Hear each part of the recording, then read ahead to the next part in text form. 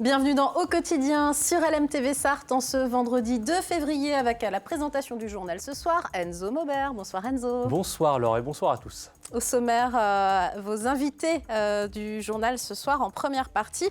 On va parler des urgences, on va voir comment elles se portent au Mans et des différents hôpitaux dans le département. Et oui, avec Guillaume Laurent, le directeur général du centre hospitalier du Mans, mais aussi désormais de l'hôpital de la Ferté-Bernard, et bientôt du Bailleul. Il est notre invité. Dans la deuxième partie, on va parler des meilleurs amis de l'homme, oui, je crois. Les animaux, Laure. Avec Naïs Venanzi, c'est la responsable du refuge SPA d'Ivray-l'Évêque. Il est toujours très sollicité à cause des abandons qui se multiplient, notamment, on verra ça à 18h45. Mais tout de suite, place à l'actu.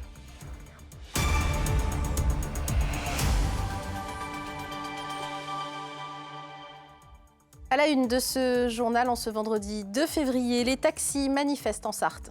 Ils se sont rassemblés ce vendredi matin devant la caisse d'assurance maladie pour défendre leurs droits. Ils ont ensuite mené une opération escargot sur la rocade et en centre-ville. Au tribunal correctionnel, le prêtre de la Chartre-sur-le-Loir accusé d'agression sexuelle sur des mineurs a été condamné. Et puis la nouvelle carte scolaire des collèges au Mans divise et inquiète. Anthony Trifot, conseiller départemental, a répondu à nos questions et aux questions que vous posez peut-être aussi. Mais on commence avec ce mouvement des chauffeurs de taxi qui a gagné la Sarthe ce vendredi. Ce mouvement de colère vient du tarif des courses médicales, un tarif conventionné qui s'applique pour le transport de malades et qui n'évolue pas. La Sarthe compte entre 350 et 400 chauffeurs de taxi et pour eux, ces courses représentent la majorité de leur travail, de leur chiffre d'affaires. Alors les artisans taxis se sont fixés rendez-vous devant la CPM ce vendredi matin avant d'entamer une opération escargot sur la rocade et dans le centre-ville. Reportage d'Anthony Piton. 8h du matin, les chauffeurs de taxi se sont donné rendez-vous devant la caisse primaire d'assurance maladie. C'est la CPAM qui paye les courses médicales selon des barèmes très précis. Problème, dans la nouvelle convention proposée au niveau national, ces barèmes n'évoluent pas. Impensable pour ces patrons de sociétés de taxi qui craignent de perdre de l'argent. Tout augmente, les salaires augmentent, les charges augmentent, les assurances, tout augmente tous les ans. Et le problème, c'est que s'il n'y a pas d'augmentation tarifaire au niveau de la Sécu qui suit un peu l'augmentation de la vie, en fait, c'est nos marges qui diminuent, voire jusqu'à un certain point donné, ne plus avoir de marge du tout sur certaines courses. Un autre motif de crainte, c'est le taux de remise appliqué par la CPAM. Concrètement, il s'agit d'une réduction qui s'applique sur le tarif du taxi en fonction du volume de courses médicales. Pour les taxis, ça peut représenter jusqu'à 100% de notre activité.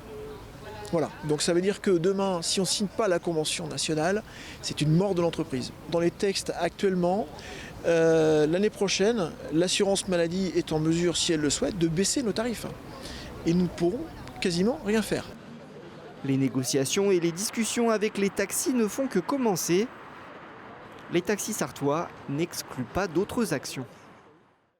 Justice, le verdict est tombé pour le prêtre accusé d'agression sexuelle. C'était à la Chartre-sur-le-Loir. Et oui, au terme d'une après-midi d'audience, le tribunal correctionnel du Mans a condamné Bruno Delaroche à 3 ans de prison avec sursis pour des attouchements sur des mineurs entre 2011 et 2016. Le tribunal l'a reconnu coupable de ces gestes envers 3 des 4 plaignants. Lui-même a reconnu les faits. Il a plusieurs fois présenté ses excuses aux victimes. Depuis le début de la procédure, le père Delaroche était déjà suspendu par le diocèse. Il est en attente désormais de son procès canonique, celui interne à l'institution catholique. Il est aussi interdit pour lui d'avoir tout contact avec des mineurs. On passe à notre invité. Manque de médecins, services fermés ou saturés. On vous en parle régulièrement. Les problématiques sont nombreuses pour les hôpitaux sartois. Notre invité est Guillaume Laurent, le directeur général du centre hospitalier du Mans. Bonsoir Guillaume Laurent. Bonsoir. Vous êtes à la tête du centre hospitalier du Mans. Vous avez aussi pris les rênes par intérim de l'hôpital de la Ferté-Bernard. Ce sera bientôt le cas pour l'hôpital du Bailleul. En tout, vous allez diriger 6 des 8 hôpitaux sartois. Est-ce que ça ne fait pas un peu beaucoup pour un homme ?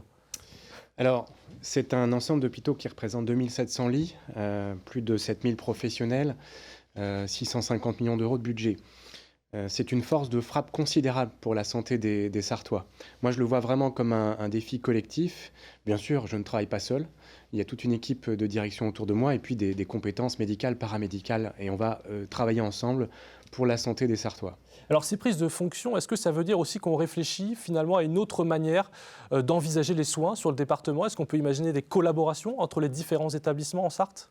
En réalité, ce qu'on va réaliser, c'est renforcer des coopérations, collaborations qui existent déjà depuis plusieurs années dans le cadre du groupement hospitalier de territoire de la Sarthe. Nous avons pour habitude déjà de travailler ensemble, les équipes de direction, les équipes médicales. Par exemple, il y a une quarantaine de médecins de l'hôpital du Mans qui, toutes les semaines, vont faire des consultations avancées à Saint-Calais, à Château-du-Loir, au Lude, à la Ferté-Bernard, au pôle santé Sarthe-Loire, c'est-à-dire au Bailleul. Donc déjà des habitudes de travail et les patients de ces bassins de vie connaissent déjà nos médecins spécialistes qui vont faire ces consultations. Donc l'idée, c'est d'amplifier en fait des collaborations qui existent. Le maître mot, c'est l'union fait la force.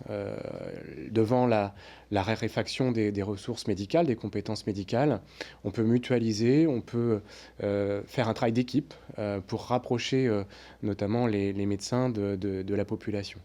Quand on voit l'hôpital de la Ferté-Bernard, dont vous avez pris la direction par intérim, qui a un déficit de plus de 2 millions d'euros, qui, comme partout, manque de médecins, j'imagine qu'on attend beaucoup de vous. Est-ce que vous avez des solutions à proposer ? Pas de baguette magique, bien sûr, ça se saurait. En revanche, des solutions qui passent par la solidarité, qui passent aussi par des propositions de postes qui soient attractives, notamment pour les jeunes médecins, faire mieux connaître ces hôpitaux de proximité qui ont un rôle très important en lien avec la médecine de ville pour la population. Et quand je dis faire mieux connaître ces hôpitaux, c'est par exemple proposer des stages d'internes partagé, mixte, entre l'hôpital du Mans, qui accueille beaucoup d'internes. C'est l'un des hôpitaux en France qui accueille chaque année le plus d'internes, en dehors bien sûr des CHU. On a en permanence 220, 210 internes qui sont présents. On peut imaginer des stages mixtes entre l'hôpital du Mans et l'un des hôpitaux de proximité, par exemple la Ferté-Bernard. Après, la solidarité ne fait pas tout, ça ne résout pas le problème.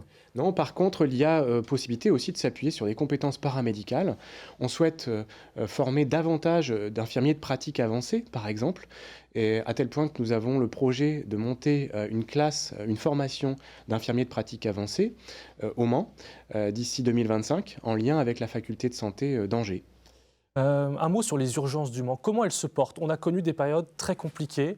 Est-ce que ça va mieux que l'année passée, là en ce début d'année 2024? Alors ça reste évidemment très actif, hein. Nos professionnels, je les salue encore, sont très mobilisés en ce moment. Nous avons en moyenne 190-200 passages par jour aux urgences adultes, ce qui est très important.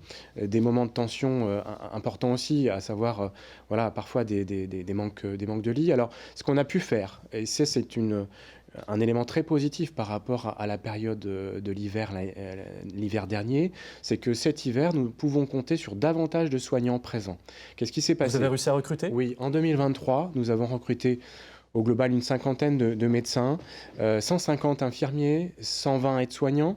Alors il y a eu aussi des départs, comme toujours, hein, des départs en retraite, etc. Mais néanmoins, le solde est positif, c'est-à-dire que nous avons moins de postes vacants à l'heure où on se parle aujourd'hui par rapport au même jour l'année dernière. Donc ça veut dire aussi qu'on a pu rouvrir des lits. On a à peu près 25 lits supplémentaires de gériatrie ou de médecine post-urgence qui ont pu être ouverts ces dernières semaines pour proposer évidemment des solutions d'hospitalisation pour des patients qui viennent aux urgences. Ça permet de réduire la tension véritablement qu'il y avait aux urgences? On ne peut pas cacher qu'il y a toujours une tension, ça reste sur le fil, mais néanmoins, la tension est moins forte en termes de besoins d'hospitalisation parce qu'on a davantage de lits pour la médecine notamment. Ça ne veut pas dire que les équipes voilà, il y a toujours des problèmes, hein, et notamment il y a certains moments dans la journée ou le soir qui sont extrêmement chargés avec des durées d'attente pour les patients qui sont longues, mais les équipes sont mobilisées. Et puis il y a aussi cette problématique de la psychiatrie, on en avait parlé précédemment ici sur ce plateau, avec des besoins d'hospitalisation qui sont importants et des patients qui attendent des lits dans notre service d'urgence. Vous prendrez au mois de mars la direction du pôle santé Sarthe-et-Loire au Bailleul, la maternité de ce même hôpital. Les accouchements y sont suspendus depuis le mois de juillet. Est-ce qu'on peut craindre une fermeture un jour ou l'autre de cette maternité ? Je crois que tout le monde reconnaît l'intérêt d'avoir une maternité dans le Sud-Sarthe, une 3e maternité dans ce département.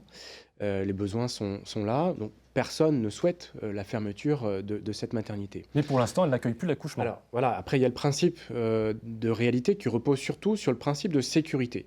Pour assurer en toute sécurité et 24 heures sur 24 les accouchements, il nous faut 4 compétences différentes et nécessaires, absolument indispensables.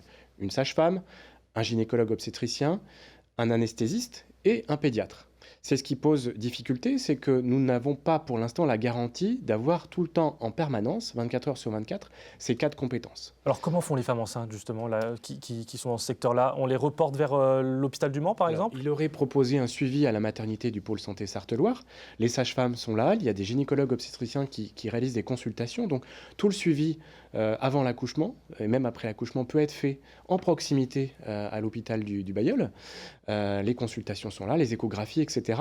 Et puis on organise un parcours, alors au choix bien sûr de la future maman, soit vers l'hôpital du Mans, soit vers la clinique du Tertre Rouge également au Mans, soit éventuellement sur l'agglomération d'Angers en fonction du lieu de résidence de la maman.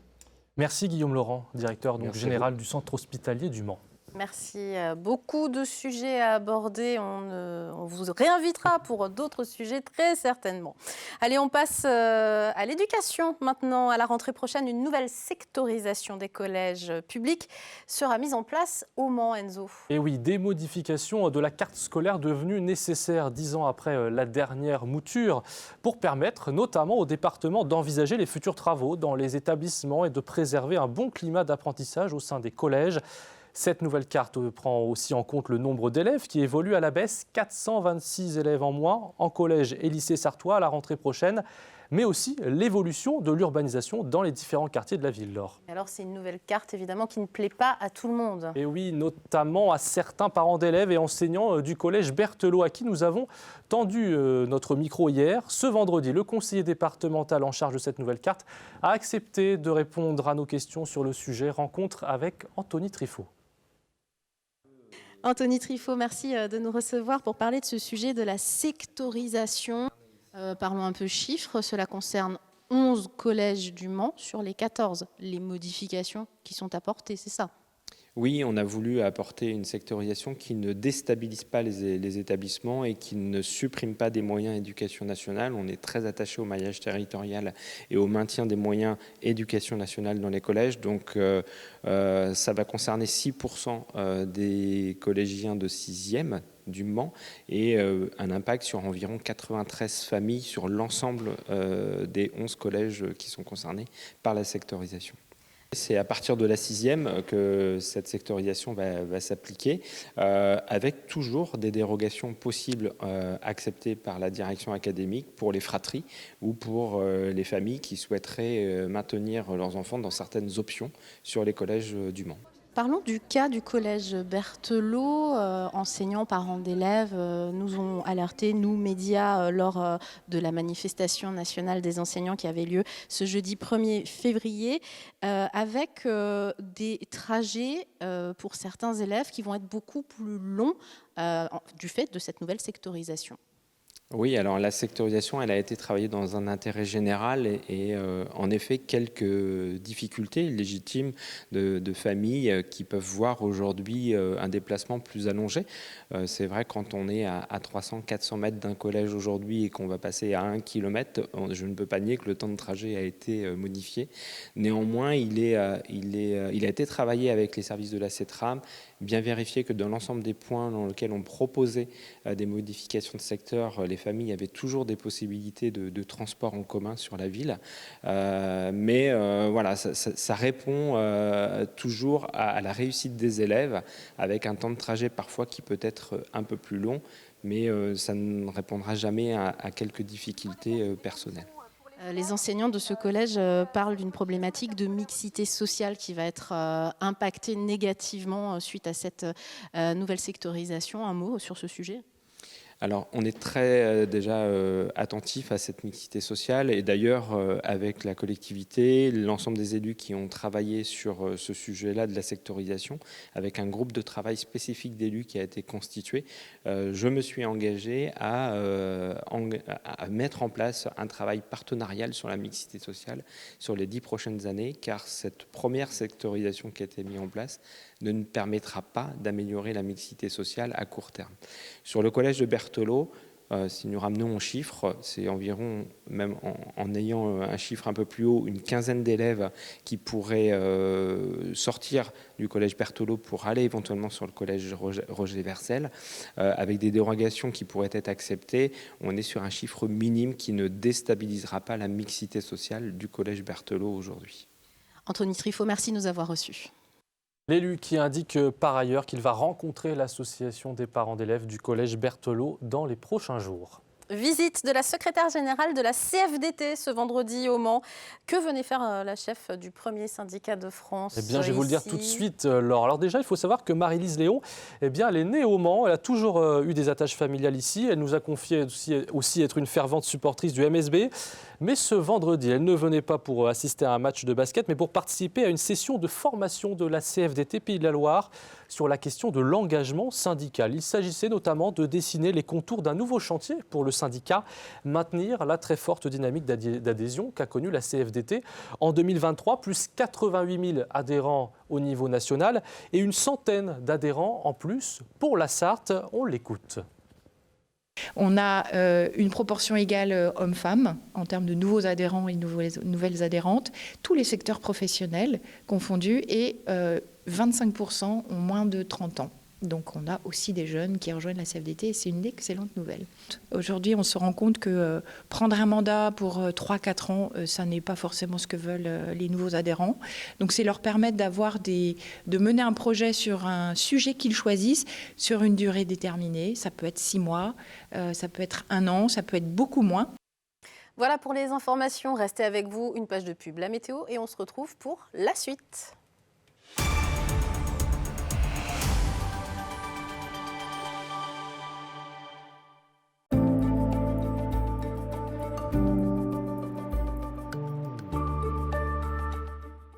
Bonsoir messieurs, dames, ravi de vous retrouver pour ce nouveau bulletin météo. Denis Delcourt pour vous accompagner avec un grand sourire aux portes de ce nouveau week-end, avec un week-end assez calme. Alors pas forcément soleillé non plus, vous le voyez pour votre soirée, on aura comme de nombreux nuages sur l'ensemble du département de la Sarthe, mais également sur nos départements voisins. Côté température, celles-ci resteront plutôt assez douces sous cette chape nuageuse. Elles évolueront entre 7 et 9 degrés. Cette chape de nuages va faire office de couvercle. C'est pour ça que les températures resteront quand même agréables pour la saison. 7 degrés pour Alençon, 8 à Mamers, Sille-Guillaume ou encore du côté de Saint-Calais. Même chose pour Tours, comptez 9 degrés au Mans ou encore pour La Flèche ainsi que pour Angers. Pour la journée de samedi, en matinée, ce sera sensiblement la même situation avec toujours ces nombreux nuages. Cette grisaille qu'on va retrouver dès les premières heures de la matinée, mais toujours de la douceur. Entre 7 et 8 degrés, je le rappelle, ce sont les températures que nous devrions avoir dans l'après-midi pour être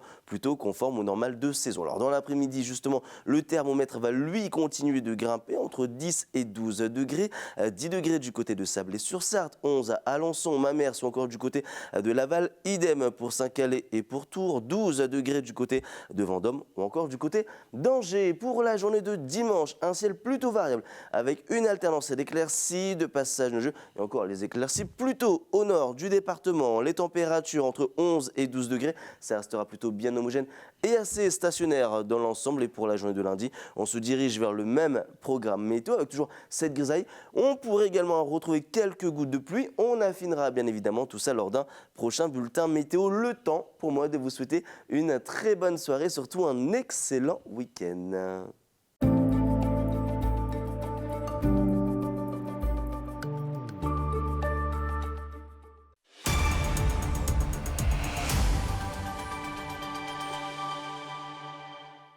De retour sur le plateau d'Au Quotidien pour la suite avec d'abord la qualité de l'air pour ce week-end. Alors vous l'avez constaté, ce vendredi, l'air était plutôt bon à cause des conditions météo un peu humides. Et ce week-end, l'air sera plutôt moyen d'après notre partenaire Air Pays de la Loire.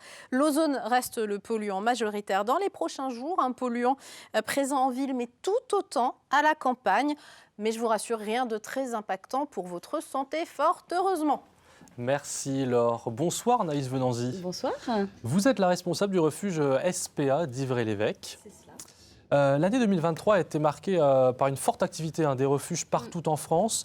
Pour les Pays de la Loire, ce sont 4353 animaux exactement qui ont été pris en charge par vos refuges. C'est 16% de plus qu'en 2022.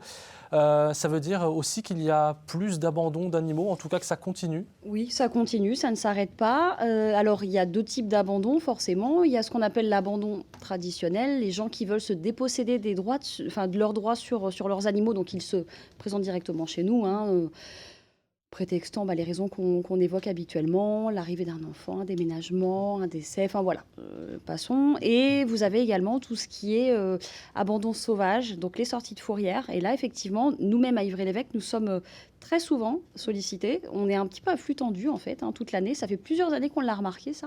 On est à flux tendu puisque de plus en plus de fourrières nous sollicitent pour prendre en charge les animaux. Vous accueillez combien d'animaux à Ivry-l'Évêque? Nous, en gros, on a 80 box chiens.